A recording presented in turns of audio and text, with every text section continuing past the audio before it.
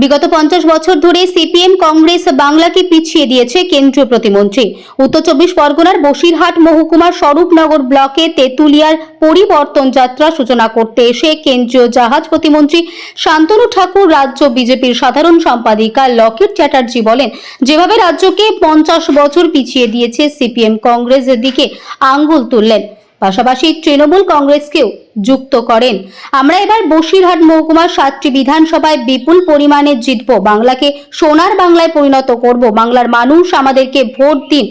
বেকার, অবৈধ অনুপ্রবেশ, যেভাবে অপশাসন চলছে বাংলাকে পিছিয়ে দিয়েছে, তা আবার বাংলার সংস্কৃতি ফিরিয়ে আনব, মন্তব্য করেন বনগাঁর সাংসদ তথা কেন্দ্রীয় প্রতিমন্ত্রী শান্তনু ঠাকুর।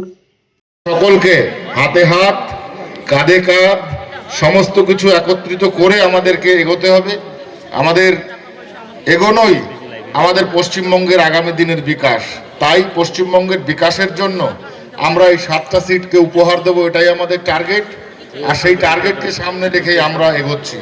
আমরা চাই ব্যাপক পরিমাণে এবার ভোটে আমরা জয়লাভ করে আমরা আমাদের সরকারকে আগামীতে যে 2026-এ সরকার গঠন হচ্ছে সেই সরকারকে আমরা উপহার দেব, এটাই আমাদের লক্ষ্য। আমরা জানি বর্তমানে বাংলায় যে অবস্থা, সেই অবস্থার যদি পরিবর্তন না হয় তাহলে পশ্চিমবঙ্গ এমন একটা সময় আসতে চলেছে যেখানে আমাদের যতগুলো স্টেট আছে সর্বনিম্ন স্টেটে পরিণত হবে। এবং গত 50 বছর ধরে যেভাবে পশ্চিমবঙ্গে অরাজকতা চলছে, চাই সে কংগ্রেস হোক, চাই সে সিপিএম হোক, চাই সে তৃণমূল হোক, এদের মাধ্যমে সরকার চলছে না। ভারতীয় জনতা পার্টি একমাত্র বিকল্প।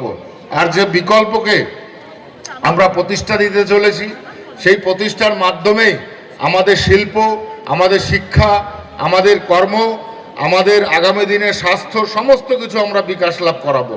কেননা আপনারা জানেন ম্যাক্সিমাম যারা যুব, সেই মানুষগুলো, সেই লোকগুলো, সেই ব্যক্তিরা আজকে পশ্চিমবঙ্গ ছেড়ে বাইরে চলে গেছে পরিযায়ী কর্মী হিসেবে।